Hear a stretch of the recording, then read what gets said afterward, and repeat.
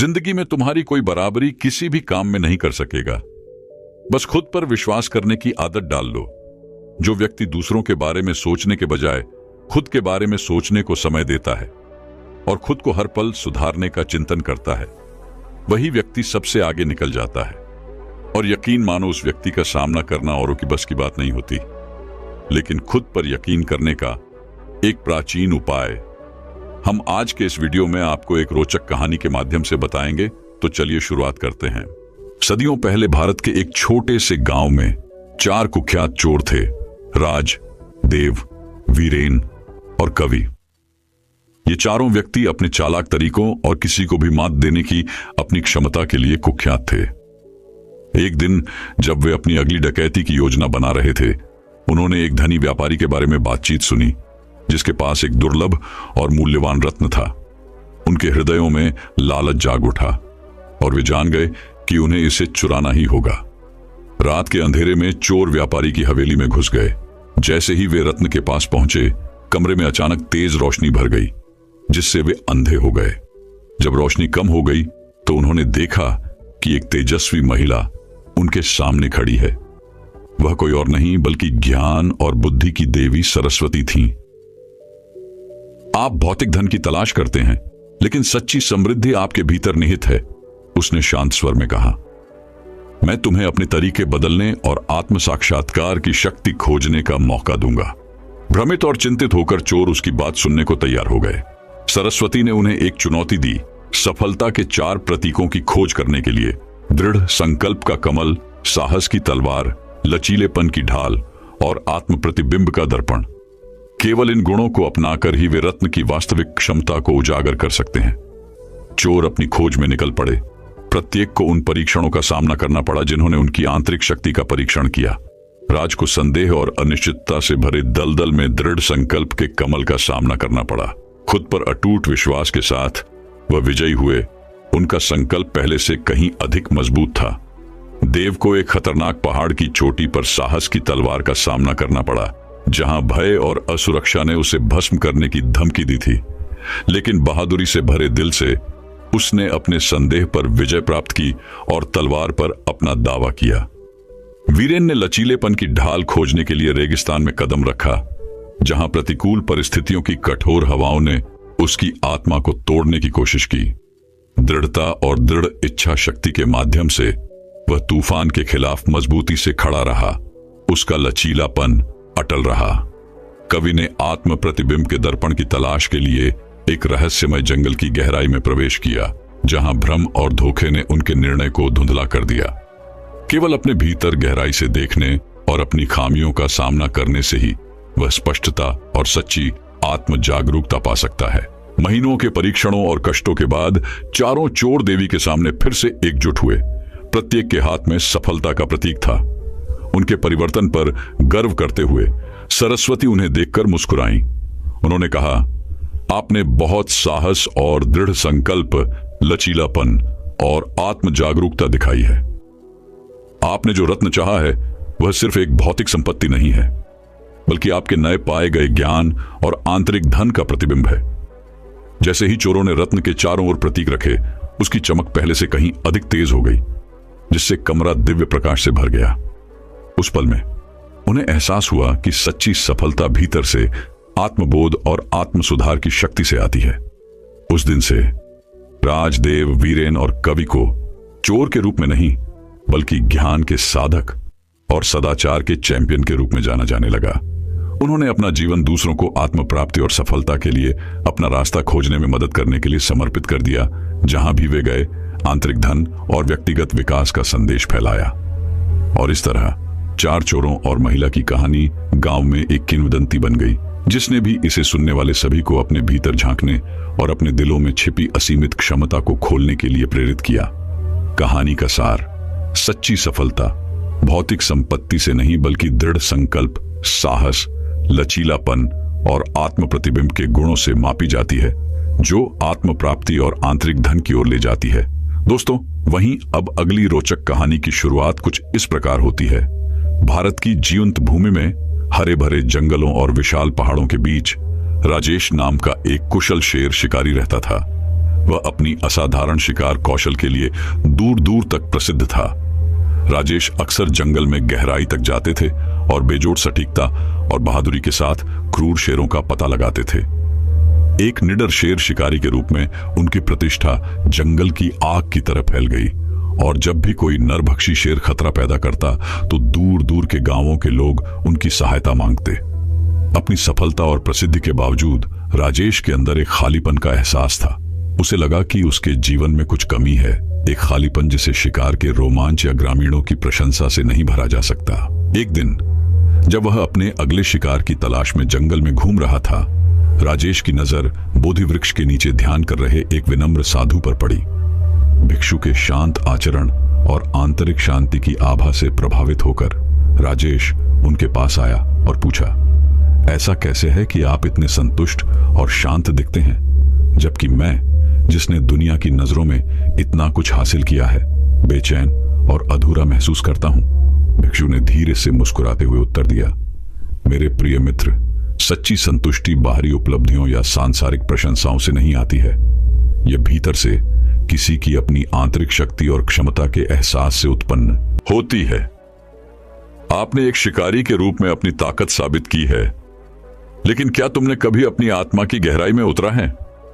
साधु की बात सुनकर राजेश हैरान रह गया।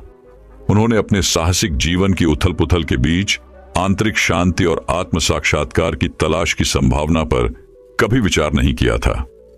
उत्सुक और कुछ हद तक सशंकित, राजेश ने साधु के साथ रहने और उससे सीखने का फैसला किया। भिक्षु के मार्गदर्शन में राजेश आत्मखोज और आत्मनिरीक्षण की यात्रा पर निकल पड़े। उन्होंने अपने भय, इच्छाओं और असुरक्षाओं का सामना करने के लिए अपने दिमाग की गहराई में जाकर सचेतनता और ध्यान की कला सीखी।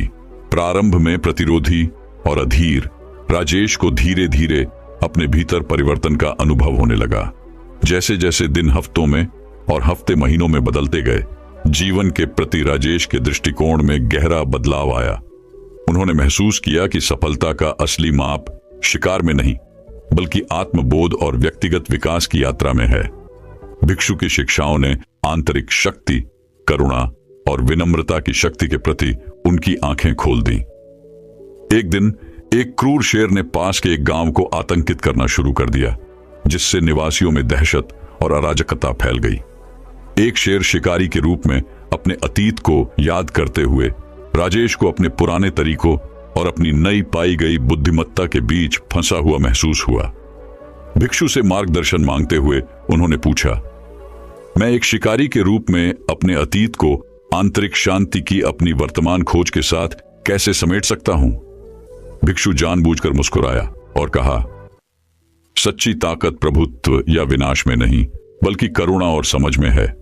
गांव में एक शिकारी के रूप में नहीं जो जीतना चाहता है, बल्कि एक रक्षक के रूप में जो सेवा करना चाहता है।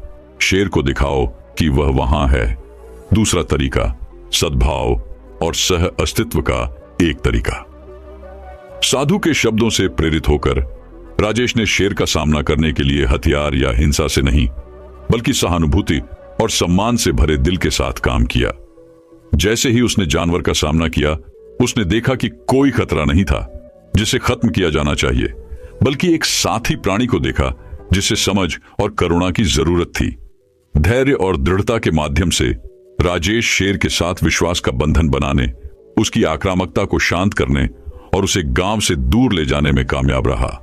आभारी ग्रामीणों ने उन्हें एक शिकारी के रूप में नहीं, बल्कि एक ऐसे नायक के रूप में सराहा जिसने आत्मबोध और सहानुभूति की शक्ति के माध्यम से अजय को वश में कर लिया था।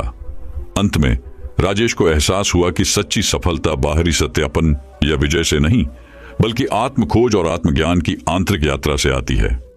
उन्होंने अपनी भूमिका एक शेर शिकारी के रूप में नहीं, बल्कि सद्भाव और शांति के संरक्षक के रूप में अपनाई।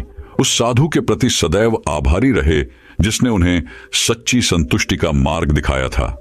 कहानी का सार, सच्ची सफलता और संतुष्टि भीतर से आती है, किसी की आंतरिक शक्ति और करुणा की खोज और खेती से।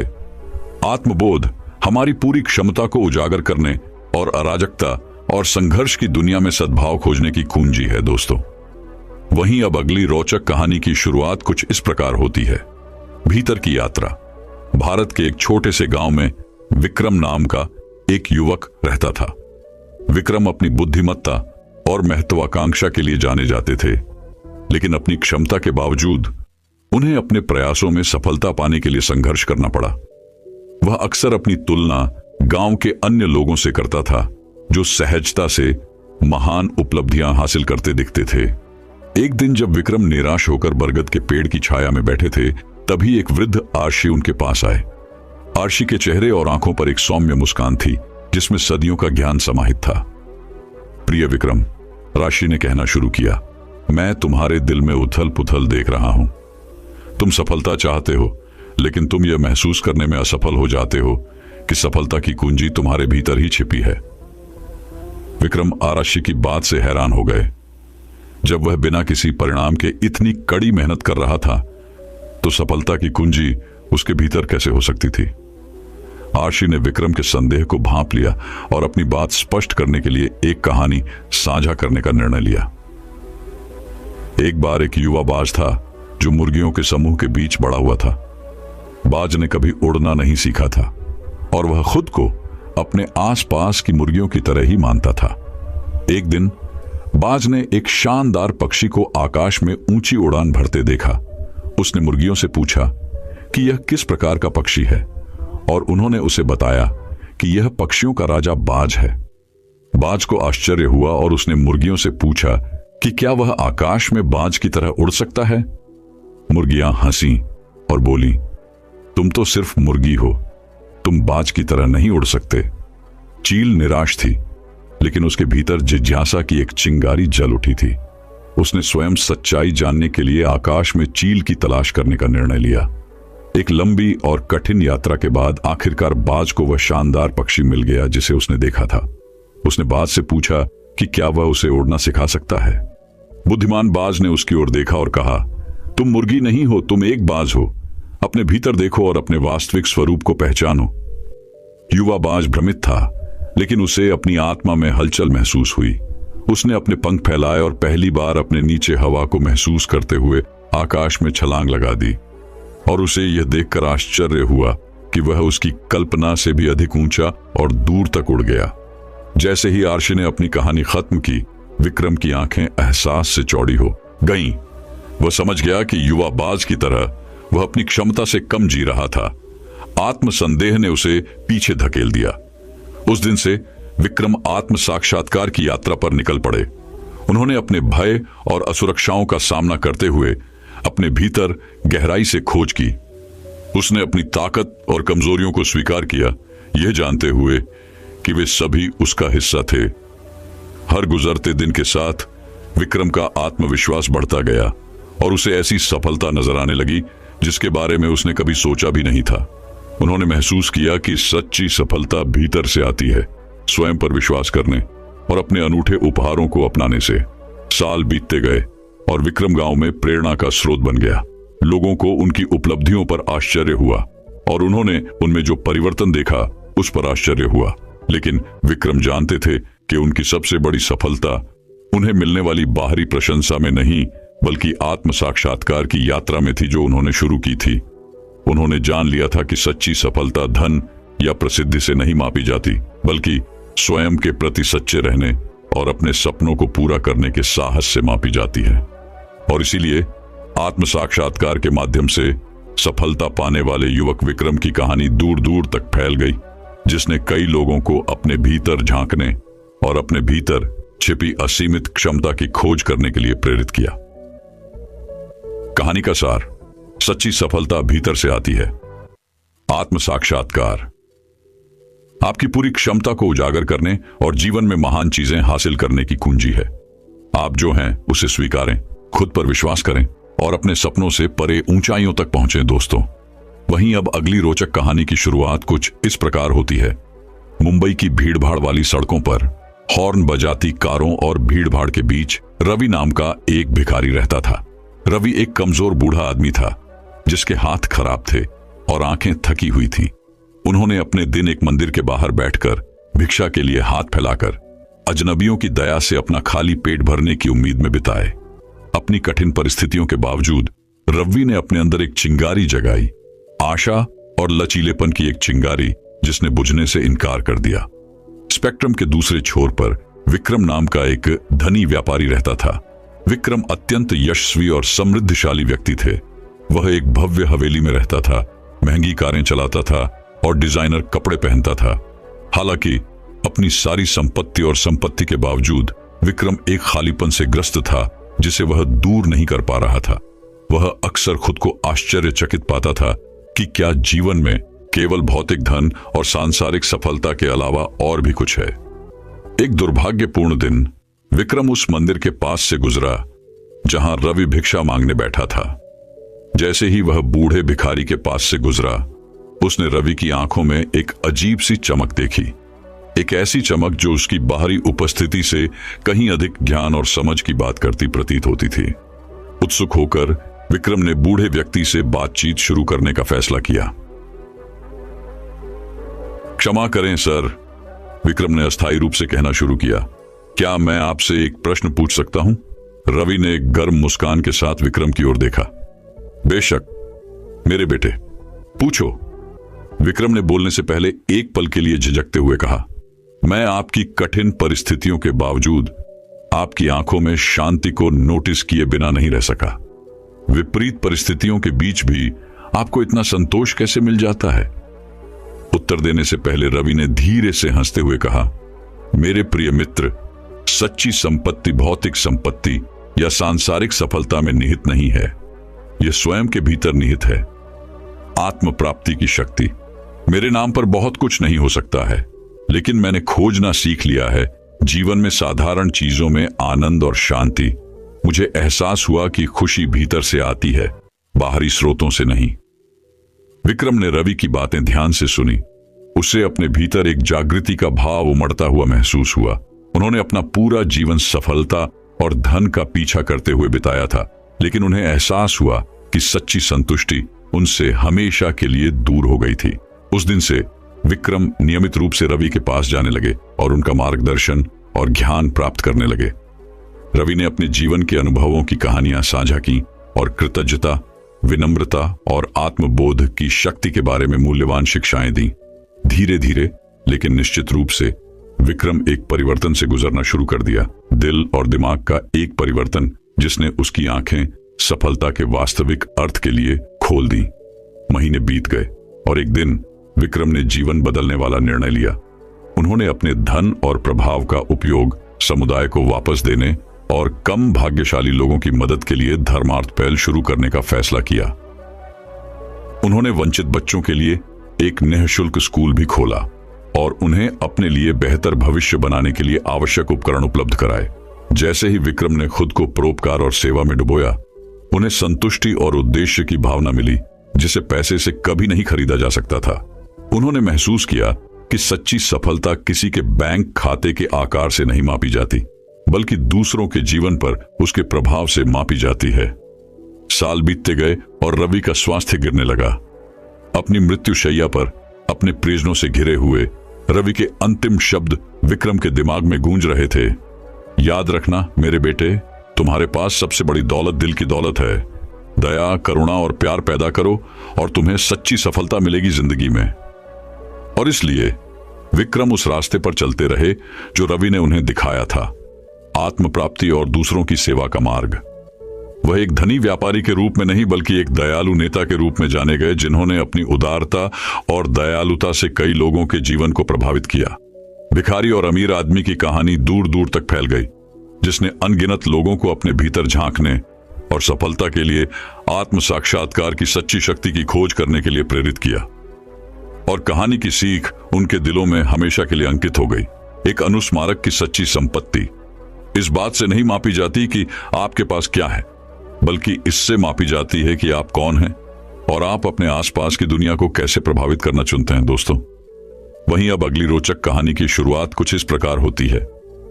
भारत के एक छोटे से गांव में माया, लीला और सीता नाम की 3 युवतियां अपना जीवन अधूरा और खोया हुआ महसूस कर रही थीं। अपने प्रयासों के बावजूद उन्हें अपने अपने प्रयासों में सफलता और खुशी पाने के लिए संघर्ष करना पड़ा। एक दिन गुरुजी नाम के एक बुद्धिमान साधु उनके गांव आए और उन्होंने तीनों महिलाओं की आंखों में निराशा देखी। गुरुजी माया, लीला और सीता के पास पहुंचे और उनसे पूछा कि उनके दिलों को क्या परेशानी है। उनमें से प्रत्येक ने असफलताओं और निराशाओं की अपनी कहानियां साझा की और अपने जीवन में सच्ची सफलता और अर्थ खोजने की इच्छा व्यक्त की। गुरुजी मुस्कुराए और उन्हें आत्म साक्षात्कार और आत्मज्ञान की यात्रा में शामिल होने के लिए आमंत्रित किया। तीनों महिलाएं सहमत हुईं, अपनी क्षमता को अनलॉक करने की कुंजी खोजने के लिए उत्सुक थीं। गुरुजी उन्हें जंगल में ले गए, जहां वे ध्यान और आत्मनिरीक्षण में दिन बिताते थे। सबसे पहले माया, लीला और सीता को अपने मन को शांत करना और अपने भीतर से जुड़ना मुश्किल लगा, लेकिन गुरुजी के मार्गदर्शन और ज्ञान से उन्होंने धीरे धीरे अपने भीतर की शक्ति को उजागर करना शुरू कर दिया। माया, एक प्रतिभाशाली कलाकार, ने अपनी रचनात्मकता पर भरोसा करना और अपनी अनूठी दृष्टि को अपनाना सीखा। उन्होंने कला के आश्चर्यजनक कार्यों को चित्रित किया, जिसने उनकी आत्मा के सार को पकड़ लिया और अपने जुनून और प्रतिभा से दूसरों को प्रेरित किया। एक कुशल संगीतकार, लीला ने अपनी आवाज ढूंढी और मधुर धुनों के माध्यम से अपनी भावनाओं को व्यक्त किया, जिसने सुनने वाले सभी लोगों के दिलों को छू लिया। सीता, एक प्रतिभाशाली विद्वान, ने ज्ञान और ज्ञान के क्षेत्र में गहराई से प्रवेश किया और सीखने के भूखे लोगों के साथ अपनी अंतर्दृष्टि साझा की। जैसे जैसे दिन बीतते गए, माया, लीला और सीता को पता चला कि सफलता केवल बाहरी उपलब्धियों के बारे में नहीं है, बल्कि आंतरिक शांति और संतुष्टि पाने के बारे में है। उन्हें एहसास हुआ कि सच्ची सफलता भीतर से आती है, खुद पर विश्वास करने और अटूट दृढ़ संकल्प के साथ अपने सपनों का पालन करने से। एक रात जब वे अलाव के चारों ओर बैठे थे, गुरुजी ने 3 महिलाओं के साथ एक शक्तिशाली सबक साझा किया। उन्होंने कमल के फूल के बारे में बात की, जो गंदे पानी में खिलता है लेकिन अपने परिवेश से अछूता रहता है। उन्होंने समझाया कि कमल की तरह वे भी अपनी चुनौतियों और प्रतिकूलताओं से ऊपर उठ सकते हैं, अंधेरे के सामने चमक सकते हैं। माया, लीला और सीता ने गुरुजी द्वारा बोले गए हर शब्द को ध्यान से सुना। वे समझ गए कि आत्मबोध ही उनकी पूरी क्षमता को उजागर करने और उनके जीवन के हर पहलू में सफलता प्राप्त करने की कुंजी है। नई स्पष्टता और दृढ़ संकल्प के साथ उन्होंने विकास और ज्ञानोदय की अपनी यात्रा जारी रखने की कसम खाई। महीने बीत गए और तीनों महिलाएं गुरुजी के साथ अपने अनुभव से परिवर्तित और सशक्त होकर अपने गांव लौट आईं। माया की कलात्मकता, लीला का संगीत और सीता की बुद्धिमत्ता ने उन सभी का दिल मोह लिया जिन्होंने उनकी प्रतिभा देखी। वे जहां भी गए प्रेरणा के प्रतीक बन गए, आशा और प्रोत्साहन फैलाया। ग्रामीण माया, लीला और सीता के परिवर्तन से आश्चर्यचकित थे और विश्वास नहीं कर पा रहे थे कि एक बार खोई हुई और निराश महिलाएं आत्मविश्वासी और सफल व्यक्तियों में विकसित हो गई हैं। वे अपने उल्लेखनीय परिवर्तन का रहस्य जानने के लिए उत्सुक होकर उनका मार्गदर्शन और ज्ञान चाहते थे और इस तरह तीनों महिलाएं गांव में प्रतिष्ठित व्यक्ति बन गईं। उनके लचीलेपन, दृढ़ संकल्प और खुद पर अटूट विश्वास के लिए उनकी प्रशंसा की गई।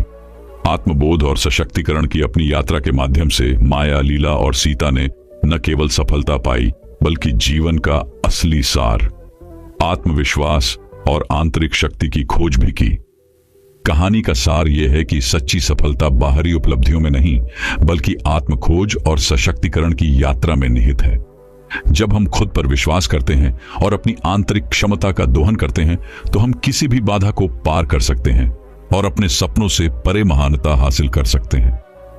आत्मबोध की शक्ति को अपनाएं और देखें कि आपका जीवन उन तरीकों से बदल जाता है जिनके बारे में आपने कभी सोचा भी नहीं था।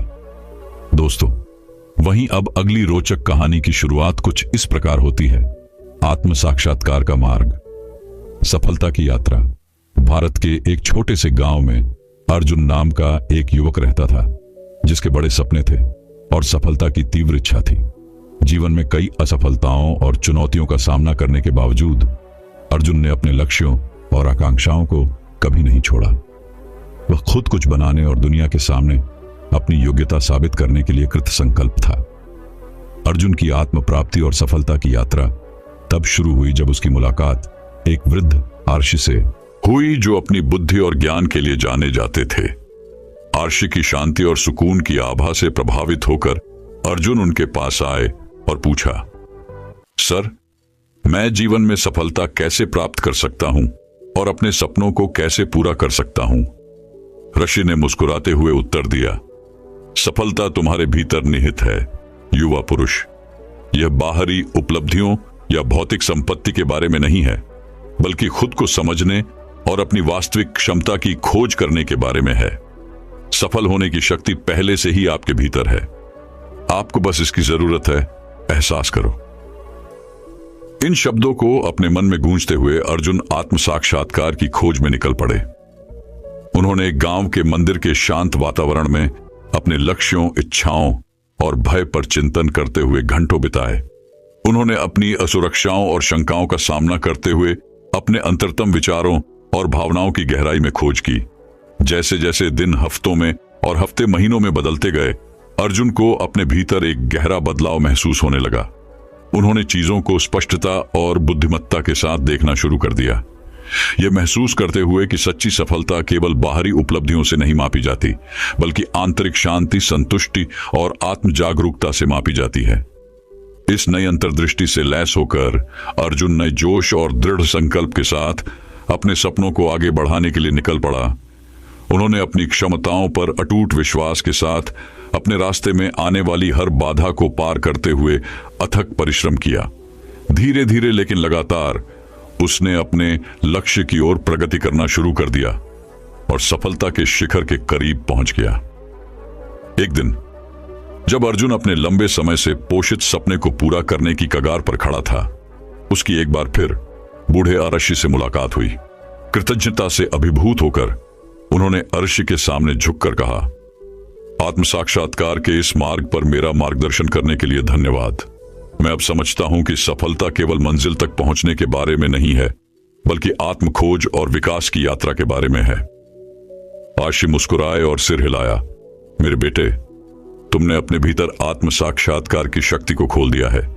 याद रखें, सच्ची सफलता कोई मंजिल नहीं है, बल्कि जीवन जीने का एक तरीका है। विनम्र रहो, जमीन से जुड़े रहो और यह मत भूलो कि तुम कौन हो।